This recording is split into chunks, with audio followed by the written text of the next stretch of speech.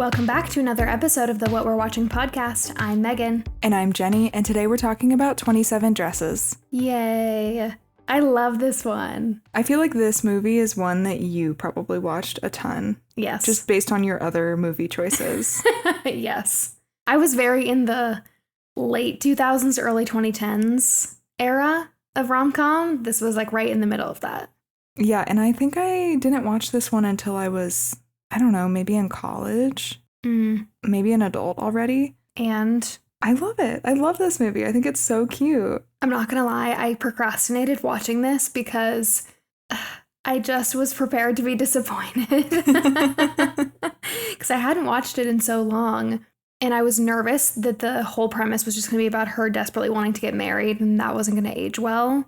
But it wasn't. I mean, like, obviously that's a through line, but really it's a story about Katherine Heigl's character overcoming people-pleasing, which I relate to so deeply. Me too. So I thought it was amazing. Me too. Yeah, I really like this one. I don't know why I didn't watch it growing up. And I think probably around this like 2006 to 2011 era, I don't think I was watching a lot of movies that were coming out that were rom-coms. Probably my mom wasn't watching them, and so that's why I wasn't watching them. I feel like that's usually the trend, you know? Yeah, definitely. My mom loves this one. Yeah, that makes sense. Yeah, but I love this one. It's so cute. It was really fun. I feel like the jokes were good. It was a good, wholesome watch. Yeah, it was a good one. Would recommend. The logline is, after serving as a bridesmaid 27 times, a young woman wrestles with the idea of standing by her sister's side as her sibling marries the man she's secretly in love with. A great premise. And like we said, this movie came out in 2008. It actually came out at the beginning of 2008, January 18th. And I watched this movie with my dad and Brian. My dad's in town right now. And they were like immediately laughing because they could pinpoint exactly when this movie came out just by the fact that there's a BlackBerry in the movie, which we'll get to later. But I just thought that was really funny. That is funny. Oh my gosh. I miss the day of BlackBerries. I wanted one so bad. Me too. Not me too. I had one. I don't know why I just said that. You had one?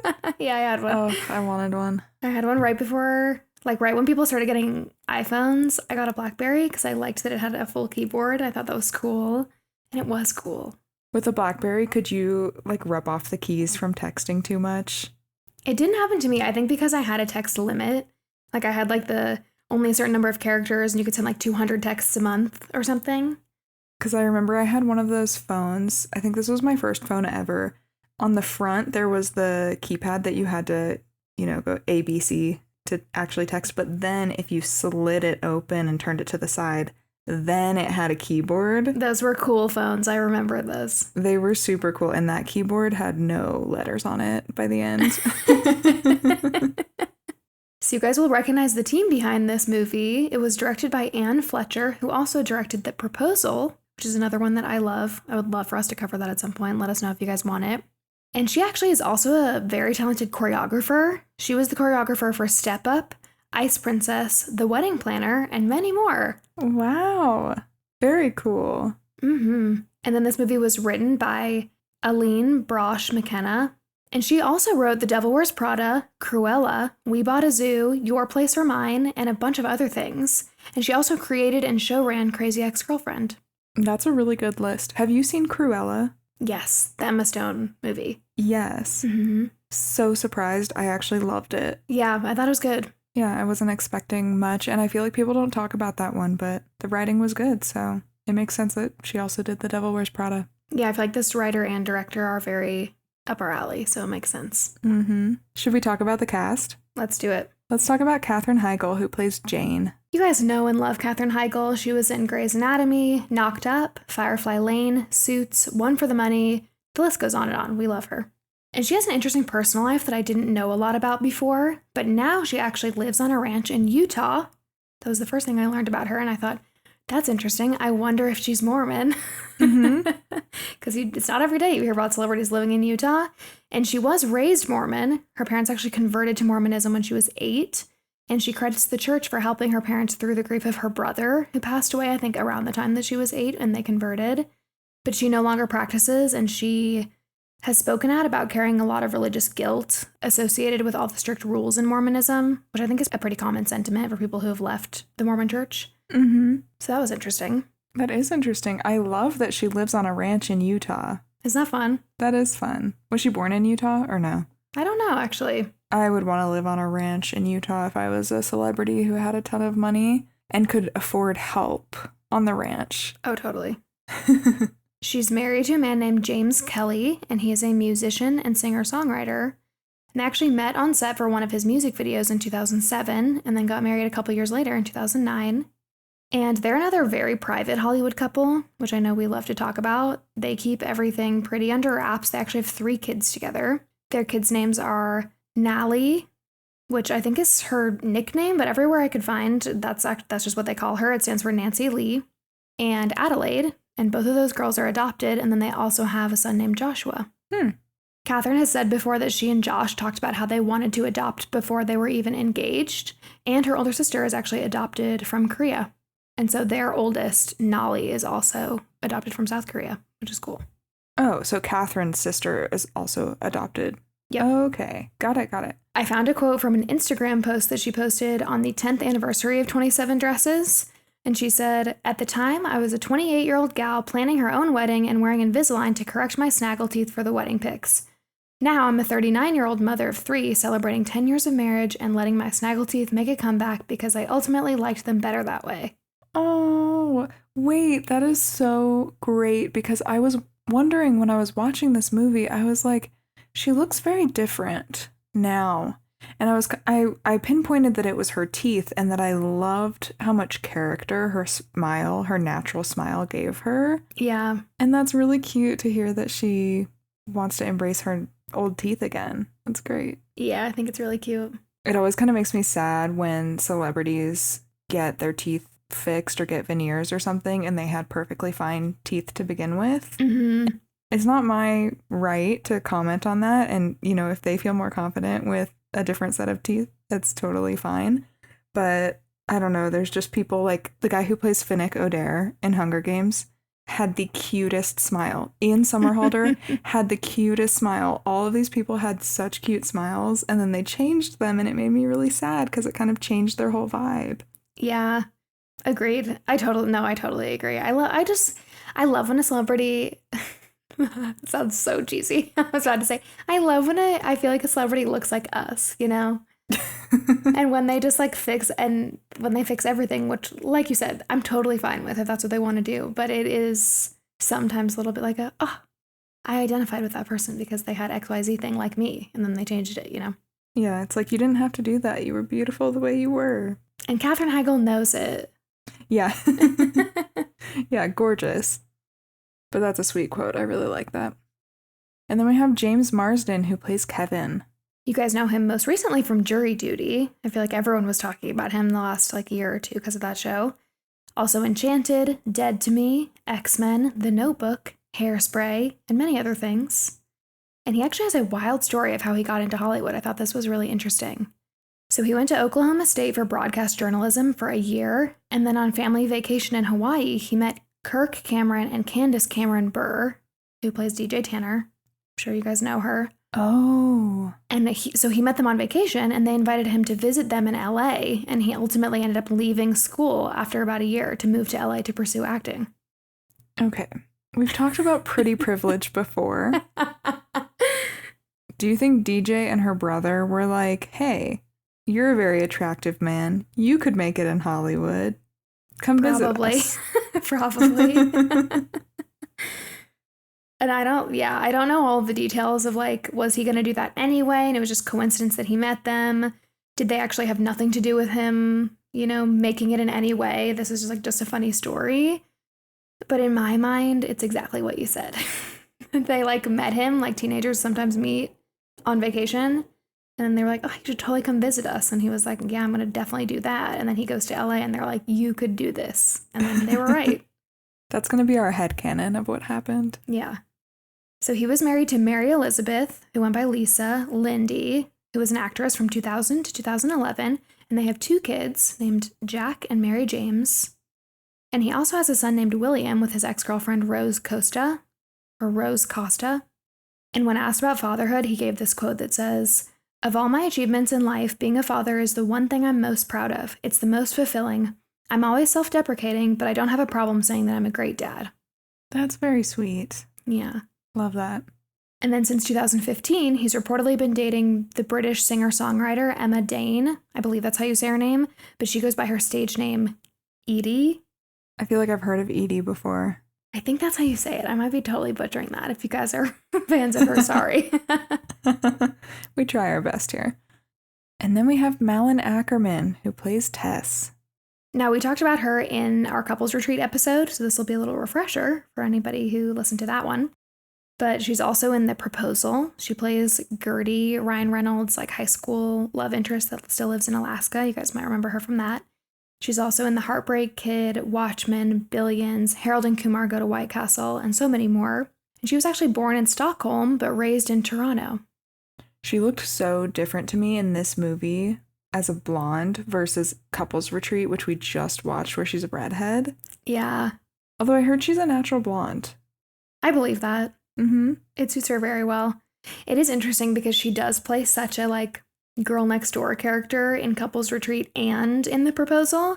And then to see her in this one be like the like catty, materialistic younger sister was like a very different vibe for her. But I saw this one first before I saw the other two movies. And so this was always who I go back to, like who she is in my head. I see. Yeah, this is an iconic character for her, I feel like. So she actually started doing TV commercials at age 5 and then became a runway model in her late teens in Europe. But then she decided she wanted to go to school to become a child psychologist, but was actually offered a guest role on a TV show and chose to go into acting instead. That's pretty cool. A child psychologist. I know, very different. And she is married to Jack Donnelly, who's another actor, and they have a 3-year-old son named Sebastian. Cute. I love that. Yeah. Should we get into the movie? And let's do it. The movie opens to a church wedding in 1986. People are being seated before the ceremony, and we see young Jane in a white dress in awe of everything happening around her. This is her place. And in a voiceover, we hear present-day Jane say that she discovered her passion for weddings when she was 8 at her cousin's wedding. We learn that this was their family's first big event after her mom died. And in the bathroom, Jane hears her cousin cursing because her wedding dress ripped. Then we see young Jane smile while looking at her sister's hair ribbon. We cut to the fixed dress with the ribbon woven through it, and the bride asks Jane to carry her train down the aisle. Jane says this was the moment she fell in love with weddings and couldn't wait for her own wedding one day. And then we jump to the present moment, and Jane is trying on this beautiful, like, ball gown wedding dress, but then someone hands her the phone and says, "It's the bride." And we learn that she's actually a bridesmaid in the wedding and was doing the bride a favor by going to the fitting since they're the same size. There's no way that would actually work. That is not how it works. Then Jane meets up with her friend Casey, and they're both wearing matching bridesmaids' dresses. During photos, the bride says, "Aren't the dresses great? The best thing about them is you can shorten them and wear them again." I feel like this is such an iconic line from this movie. Yes, it becomes a through line, a joke throughout. So then during the ceremony of this wedding, Jane keeps checking her watch, and we see a guy in the audience notice that she's doing this. And then we see Jane run out of the wedding after the ceremony and get into a cab. And she says that she'll pay the driver, his name is Ziggy, $300 for the night if he doesn't look in the rearview mirror. And then we see her changing in the backseat into another bridesmaid's dress, and she gets dropped off at a different wedding. After this ceremony, Jane goes back to the first wedding, and each time she changes back into the correct bridesmaid's dress in the back of the cab. As she runs out of the reception of the first wedding, the man that saw her checking her watch sees her get into the cab and start changing. And then we see this montage of Jane at both weddings all night, including the bride's speeches that thank her for being so amazing, and they don't know that she's rushing between 2 different weddings. As this was happening, I just looked at Brian and I was like, weddings are not this long. Like, for you to take a cab across New York, like 6 times and change and be there for all the important moments, there's no way. You also have a time limit at most venues. It's like 5 hours for the ceremony. Right, that's what I'm saying. There's no way.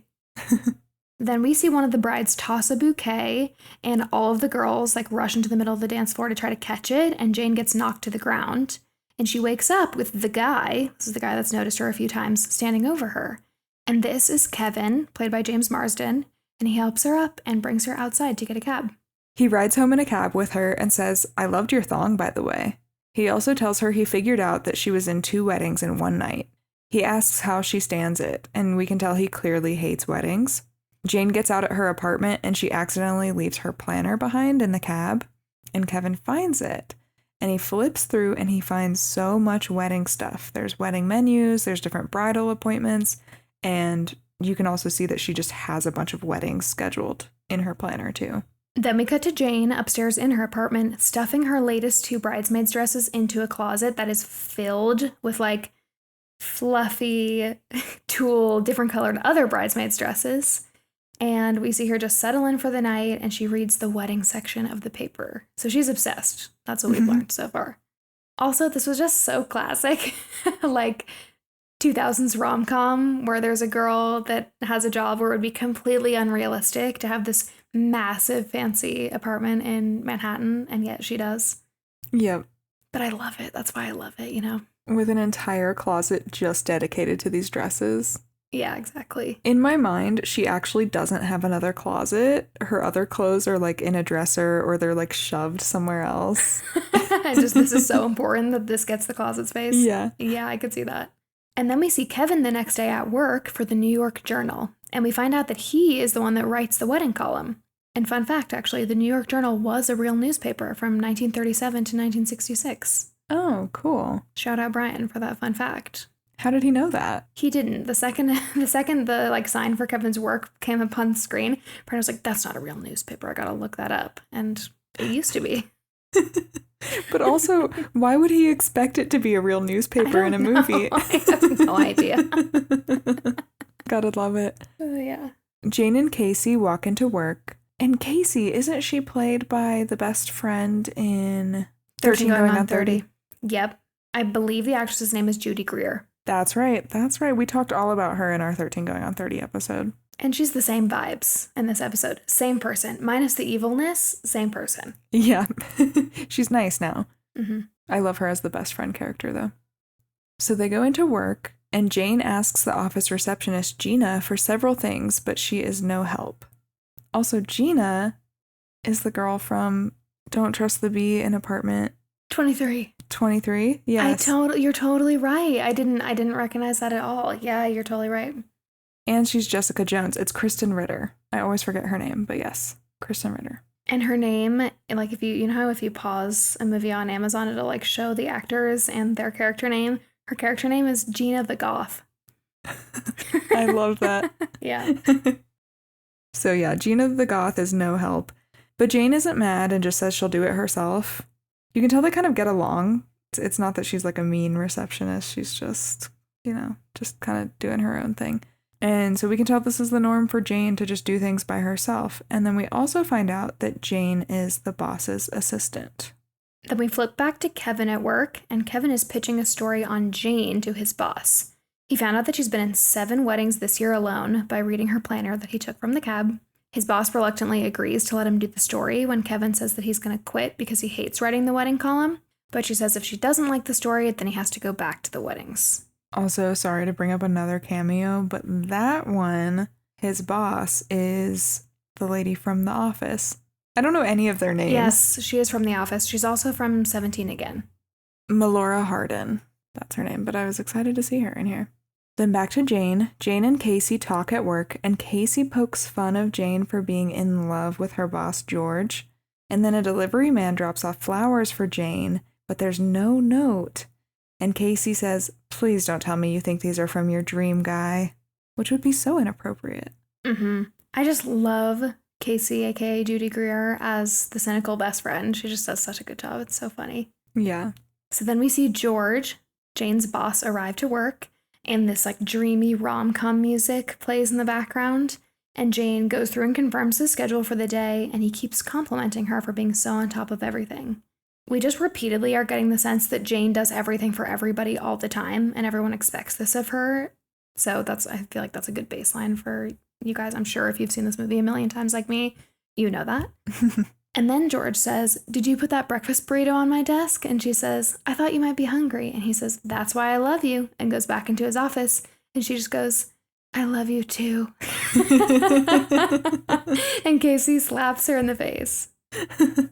Jane goes to the airport to pick up her little sister, Tess, played by Malin Ackerman.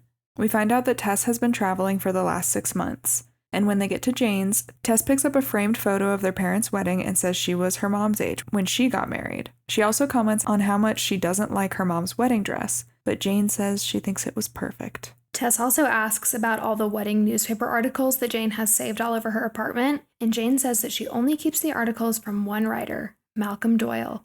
Jane also invites Tess to her work party that night. It's an engagement party for Gina, but Tess says that she's going to get drinks with some Italian models, so she can't. At the work party, George asks Jane if she got what he left on her desk this morning. He says he wants to make sure it's okay because they've never had that type of relationship before. And she gets all kind of flustered and excited because she assumes that he means the bouquet.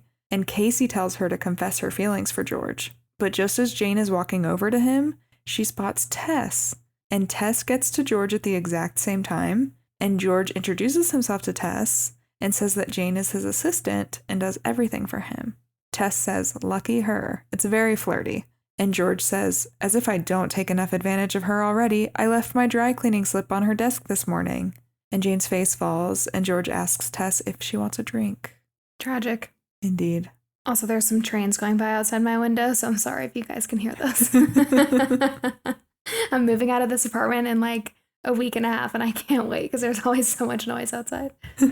We do what we can. Then, out of nowhere, Kevin taps Jane on the shoulder, and he asks if she got his flowers. And Jane says, quote, "They're from you, the angry marriage hater. That's such good news." And then she hands him her drink and walks out of the back of the bar and screams at the wall and is like smacking her purse against the bricks. But then someone clears their throat and she looks up and realizes that there's a party going on behind the bar for a couple's 50th anniversary and they're all watching her. I love when a rom-com has some embarrassing moment like this. Me too. It's great. It's necessary.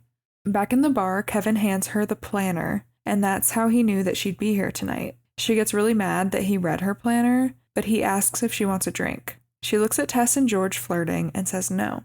He says, "It's a drink, it's not a week in Oahu. Come on, it'll take the edge off." But she refuses and then goes up to Tess and tells her that they should go home.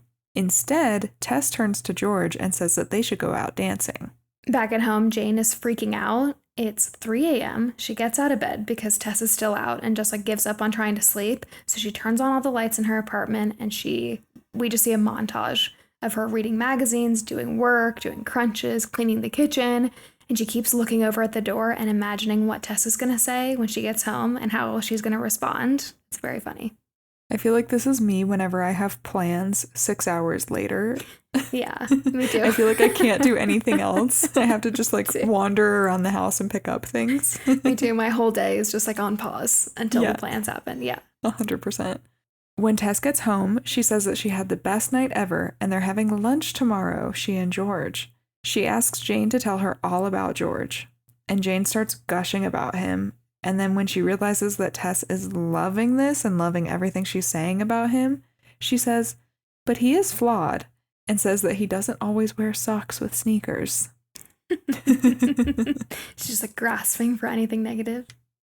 The next day, the girls go to their dad's hardware store and they go upstairs to their dad's apartment above. And he makes them these really cute like fruit smiley face pancakes that he definitely made them when they were little. And he asks Tess how long she's going to be in town. And Tess hesitates, and Jane says, 1 to 2 weeks, right? That's what you said? But Tess says it actually depends on how a few things pan out, and then George calls her, and she like picks up immediately and runs into the bedroom just like giggling to talk to him. We cut to Jane working at the office. She flips through her planner and finds out that Kevin ripped a whole week out. She calls him upset, and he asks her out. And she says, "Oh, let me pencil you in, except you already did for every Saturday for the rest of the year." Which, why is this so cute when it happens in a rom-com and the guy is really, really cute? But if it happened in real life, I would be terrified. Oh, same. Like the fact that she keeps just being not hostile, but like she's not interested. And every time it's met with like, "Do you want to grab a drink?" or "Let's go out." Like, why is he interested? I'm confused. I don't know. Maybe because she isn't interested. Yeah, maybe. I mean, she is amazing. I understand obviously why he is interested, but the fact that he like is persistent is like confusing to me, which is funny. Then Pedro, George's little brother from the Y, comes to the office to say hi. And when he introduces Pedro to Tess, which Pedro, by the way, speaks perfect English. We hear him right before this talking with Jane. Tess goes, "Hola, Pedro," very loudly and slowly. I feel like this is there to like, just like showcase Tess's ignorance. Yeah. And then George, Tess, and Jane go to Pedro's baseball game. And at the game, Tess tells George she's a vegetarian, that she likes to hike, and that she had a dog she loved named Tori. All these things end up being untrue. Jane actually corrects her because the dog's name was actually Toby. And she's just using all the info that Jane had told her the night before about George to make herself seem more like him, or like to be likable to him. Then we see this montage of Tess and George on the phone. We see photos of them on George's screensaver, them at dinner with Jane and her dad, and Tess getting flowers delivered to Jane's apartment. And one day at work, George calls Jane into his office to help him choose his tie. She mentions that he seems a little nervous. Jane stays late at the office that night, and she ends up finding George's wallet on his desk, and she sees on his calendar that he's out at dinner. So she takes a cab to the restaurant, and when she walks in to bring him his wallet, there's a band and a sign that says, "Will you marry me?" George immediately tells the band to stop because, quote, she isn't the one. But then Tess walks in behind Jane, and George has her sit down, and he proposes. And Jane is like desperately trying to get out of the situation, but she keeps getting blocked by different members of the band, so she's forced to just stand there and watch it. Then we cut to them telling Tess's dad about their engagement. Their dad goes to his room and gets their mom's wedding dress out. He says her mother would have wanted her to have it, and we can tell Jane is so upset because this is the dress that she loves and that means so much to her. Then we cut to Jane on a date with Kevin. I think she just got so upset about the Tess and George situation that she gave in. And on the date, she rants about how she's going to have to do everything for Tess's wedding, and Kevin asks why she can't just say no. But Jane says she can't because she's her sister. Also, by the way, it just started raining in Denver, a rare occurrence. If you hear the rain in the background, sorry. Yeah, only on Megan's end for some reason, but it was raining here earlier, so funny. We see Jane and Tess walking in the park talking about the wedding. They're listing off all the things on Jane's to-do list. Tess tells Jane that she wants the whole wedding to be just like their parents' wedding, which we know is Jane's dream because she thinks that her parents' wedding was the best wedding ever and that it was perfect. The boathouse that their parents got married at had an open date in 3 weeks, so Tess took it. And Tess also says that Jane's favorite wedding writer, Malcolm Doyle, wants to write a whole column on their wedding. She also wants Casey, Jane's best friend, to be a bridesmaid because she doesn't have any girlfriends. Just disaster for Jane. I would be so upset. I completely understood this whole thing from Jane's perspective. Totally. But then at the same time, it's kind of hard. I mean, yes, I totally agree. This made me feel horrible for Jane because Tess is so just like unaware of this being hurtful. But it does kind of remind me of like, I feel like I'll listen to podcasts sometimes that have like advice where you can like write in for advice and stuff. And there's always people that are like, I really want to use this baby name, but like I know that it's my best friend's #1 name, but like she's not even married. Dating anyone. Or dating anybody, right? Yeah. Like that type of situation where I'm like, this is kind of like that. Kinda, I mean, Tess is the villain here, so I'm not on her team. But like, what do? You know, she's engaged and she wants to have a wedding like her parents, and she just is the sister that got engaged first. Yeah. Yikes. I think you're right. I think it's just that she's unaware that it's hurtful to her sister. Totally. And then Jane doesn't feel like she can say anything, probably because she does see it from Tess's perspective. Mm-hmm. I don't know. But then we cut to Casey and Jane at yoga. Casey just interrupts the yoga class saying, "That selfish whore." And she says, "You can't plan your sister's wedding to the man you love. It's sick." But she does reluctantly agree to be a bridesmaid in Tessa's wedding because Jane begs her not to leave her alone in this. At the cake appointment, Kevin walks in and introduces himself to Tess and George as Malcolm Doyle. Jane is super upset and confused because Kevin is so cynical about weddings, and then she realizes her favorite column is just him spinning crap for girls like her. She says, "I feel like I just found out my favorite love song was written about a sandwich," which I think is my favorite line in the whole movie. I know, it's so good. Later, Kevin shows up at Jane's apartment to talk about George and Tess, and Jane says that she couldn't be happier for Tess. But as she's talking, Kevin sees the bridesmaid dress closet and he goes, "Wait, are those bridesmaid dresses?" And she says that she just likes to keep them. And he says, "I can see why. They're so beautiful," sarcastically. And she says, "Some of them are not that bad." And so he asks to see one that's not that bad. And then we get probably the most iconic part of this movie, in my opinion.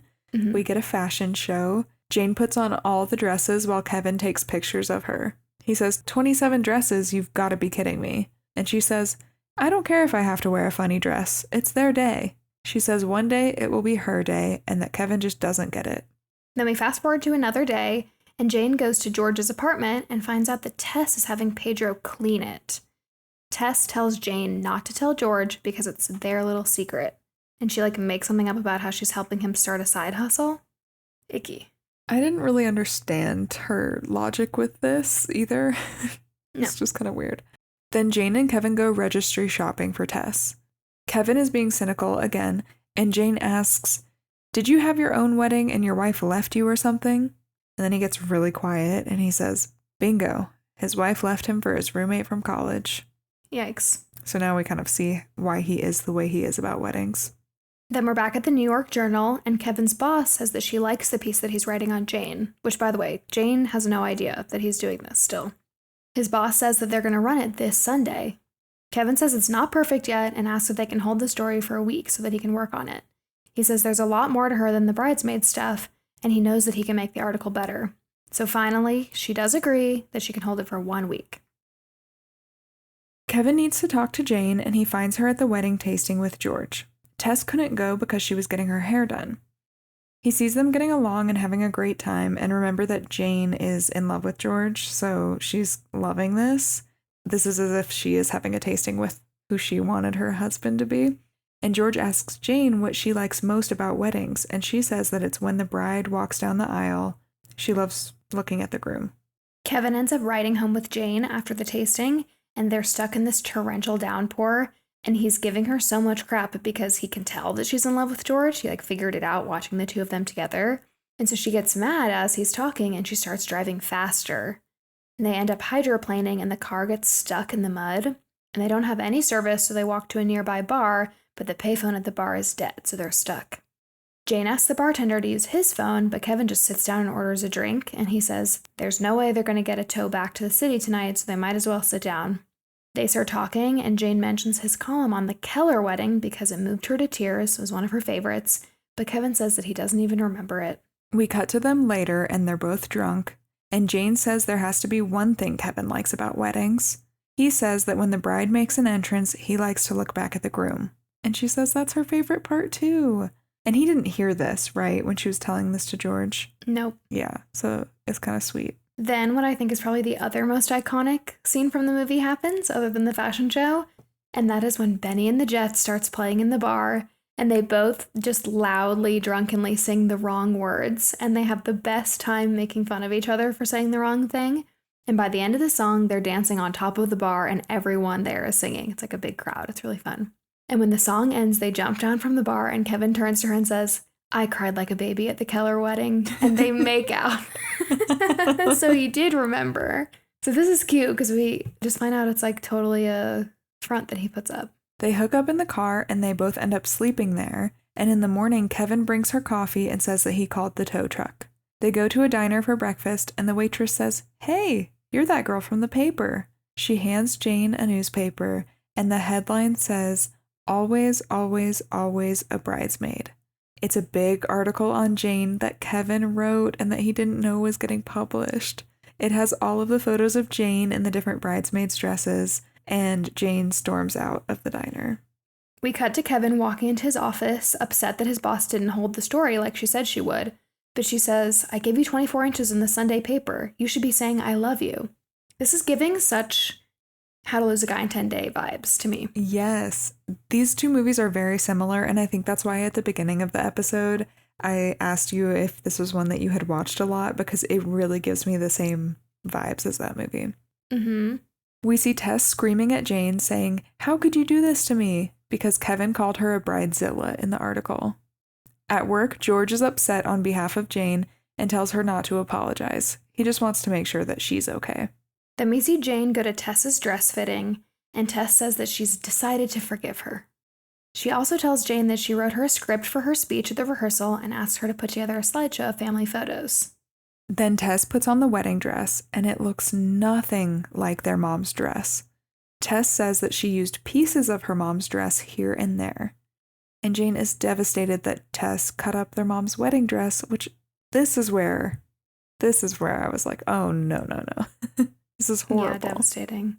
Jane says, no. You don't care about anyone but yourself, do you? She also says she's going to tell George that Tess isn't who he thinks she is. When this part happened, Brian snaps his head up from the phone before Jane says anything and is like, oh my God, that's not the mom's dress. Did she tear up the mom's dress and use pieces of the mom's dress? I was like, yeah, she did. I am glad that everyone knows the significance of this moment and how horrible it is. Which, I'm actually all for using pieces of, something from your mom's wedding or something like that. But if you have a sister that has also expressed wanting to wear the dress, you can't just do that without talking, In general, I think you should probably ask first, especially if your mom passed away. Absolutely. And then we get to the rehearsal dinner. Tess asks Jane if she's only going to read what she wrote, and Jane says, of course. Obviously, Tess is nervous because Jane threatened to tell George the truth earlier. But Jane, is appearing to be back like her normal, people-pleasy self, and is like, no, I'm only going to read what you said. But then it's time for Jane's speech. And she says, I thought it was time you all knew the truth about Tess and George. And she starts by reading Tess's script and then turns on the slideshow. The slideshow starts with cute baby photos of them, but then it transitions into pictures of Tess partying, flirting with guys, eating ribs, flinching away from dogs, just doing everything that she pretends not to be in front of George. And George turns to Tess at the end of the slideshow and says, safe to say you're not a vegetarian then? And Tess says, come on, that photo was taken a long time ago, referring to the ribs photo. And George says, then why were you wearing your engagement ring? Oof. Horrible thing to do, but it was very satisfying while watching the movie, I will say. Yeah. Then Pedro gives his speech and says, Tess is so cool. She's going to help me start my own cleaning business. She told me not to tell you, George, and I'm only doing George's place right now. But if anyone's interested, meet me in the lobby. Which, go Pedro. Mm-hmm. It's the she told me not to tell you, George. Yes. Yikes. Did Jane put him up to that, or? I think that was just him. Which is a classic kid move, They don't know. It was the cherry on top, though. Mm-hmm. After the dinner, Jane stands outside the restaurant and is very upset, obviously.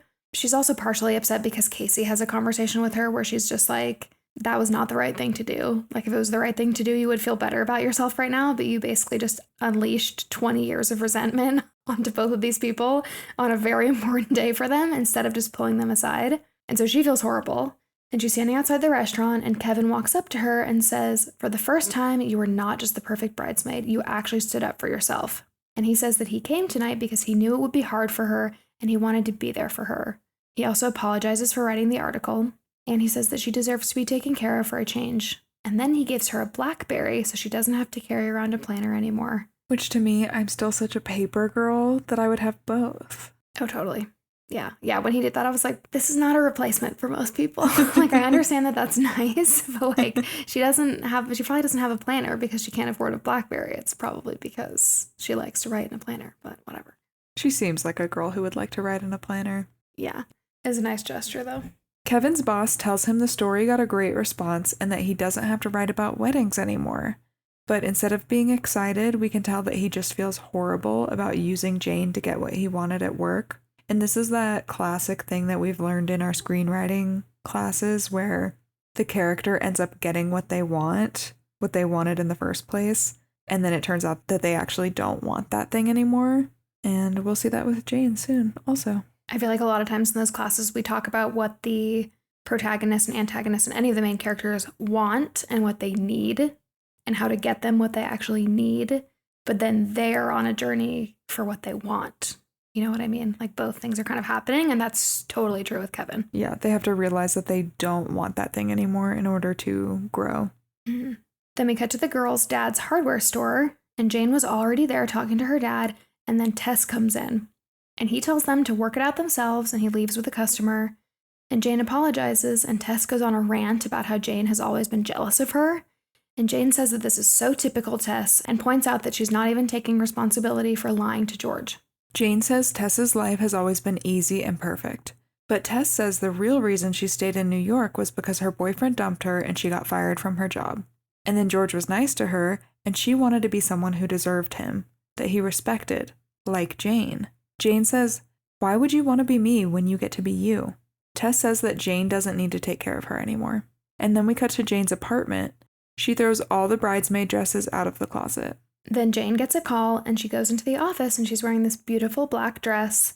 And it turns out that George asked her to go to a benefit with him that night. She apologizes for everything she said, and he says that it isn't her fault that he was about to marry someone he barely knew. He says he's so thankful that he could call her because you never say no, which I love.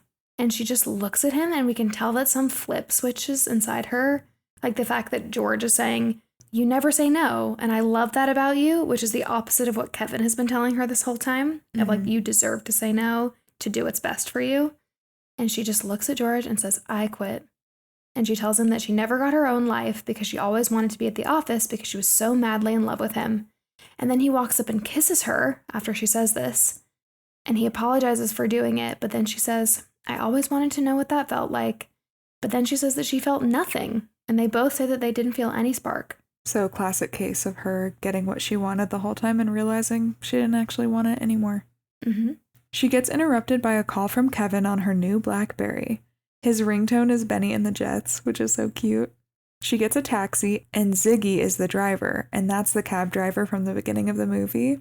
So it's very cute that he's coming back. The taxi drops her off at a pier because Kevin is at a wedding on a boat. The boat just pulled away, so Jane runs and jumps onto the boat. Very impressive.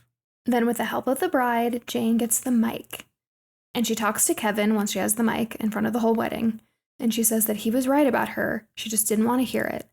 And then she says, "Fighting with you is the best thing that's ever happened to me." And she says that she's in love with him. And then she walks to him in the crowd and they kiss. It's actually very cute. Yes. And I like that the bride was on board because at first I was like, okay, what are you doing at this other person's wedding? But it was cute because the bride recognized her from the paper. Then 1 year later, we're at a wedding on a beach, and Casey and Tess are in bridesmaid dresses. And George walks up to Tess as she hands out programs, and she says she just started her own line of handbags. As the wedding begins, which we realize is Jane's wedding, we hear Jane's voiceover say, "That day I put on my 28th dress. I went to a wedding where no one asked me to hold the bouquet, fold a place card, or hold their dress while they peed. Everything was perfect, and I didn't care. The only thing that mattered to me was the person at the end of the aisle, and he was looking at me the way I always hoped." During the ceremony, we zoom out and we see all of the brides whose weddings Jane was in, dressed in their own bridesmaid dresses. It's very cute. Did you have a favorite or a standout bridesmaid dress that you remember? I kind of like the Gone with the Wind one. That was the most ridiculous to me. Yeah, I like the goth one. I think it's funny. Mm-hmm. But Jane's wedding was very on trend today. All the girls had these strapless butter yellow dresses on. I feel like butter yellow is the color this summer that's all over my social media. Because of Andy Anderson. Of course. From How to Lose a Guy in 10 Days. Yeah. And Miss Sabrina Carpenter for bringing that back. Truly. I love it. That's the end. Yay. I actually read something that the screenwriter said about the ending. She said, "I actually always advocated for Jane to end up on her own. I always wanted her to actually go on a date with someone that you felt like was going to be a healthy date for her." But then Katherine Heigl has also said, there's no other way for that movie to end than with a wedding. And I think she's probably right. I appreciated the ending. I think given what the movie was, that was the right ending for it. But I do love the idea of Jane's journey being that she realizes that she doesn't need to get married in this specific time frame or in a specific way, and that she's not behind in life, and her kind of doing her own thing. I think that would have been an interesting ending too. Almost a Anne Hathaway in Devil Wears Prada, where she's just like, she's starting over and she's in a better place. And it's the same screenwriter, so it makes sense, right? Or is it the same director? I think it's the same screenwriter. Yeah, same screenwriter. Okay, that makes sense then. And we're covering them back to back. Look at us. I know. So I looked up whether there's going to be a sequel of 27 Dresses because I feel like this era of movie are all getting sequels right now. And we just talked about A Devil Wears Prada and that sequel. But it does not look like there's going to be one for 27 Dresses, which I think is okay. I think we had a good ending. I think so too. I like it when there's a happy ending and we don't have to go into like their relationship afterwards and there being trouble or whatever. I don't like that. Just let me be happy. Agreed. Katherine Heigl got asked about a sequel in an interview once, and she said, "Unfortunately, we can't quite get the rights, Fox." And then she said, "I think it would be awesome to see. Seriously, what are their lives like 10 years later? Do they end up together? I personally think they did." She's talking about Tess and George. "I think Tess and George have like 3 kids, or at least 2, and she's made Jane the godmother every time, so that Jane has to plan the christenings and the baby showers and the gender reveal parties and the whole thing. But then all the other bridesmaids also make her the godmother. But Jane and Kevin can't get pregnant." And then James Marsden is in this interview with her, and he says, "Is this the plot you came up with? Okay, I'm on Fox's side." Okay, wait, I kind of like that plot, though. I could see it. I know. It makes sense as the next step for this, except for the Jane and Kevin can't get pregnant. I don't love that. But I would love a twist where, like, maybe they don't want kids. Like, for Jane to take, like, an alternative path, I think would be cool. Yeah, maybe. Or maybe it would be great to explore infertility. Totally. In a more real, like, modern way that's... Yeah, I feel like they could do it right, probably, and make people feel seen, and that would be cool. Agreed. I don't know. But alas, I don't think it's happening. Darn. Maybe one day, but probably not. That's okay, though. I really like the ending to this movie, and I do think it just makes me happy, and it feels like a good watch. Me too. This holds up so well. If you guys haven't watched it in a while, I cannot recommend it enough. And I feel like lately I have been the police of like, I don't like how this aged, or like this, I don't like this anymore. And this one, I really, again, thought that I would feel that way, and I just didn't. I think it was such a good, like, again, just story about a woman who's overcoming doing everything for everybody else and finding her own voice. I thought that was lovely. I agree. What a good one. Well, thank you guys for listening. If you enjoyed this episode, please leave us a 5-star rating. And we'll see you next time. Bye.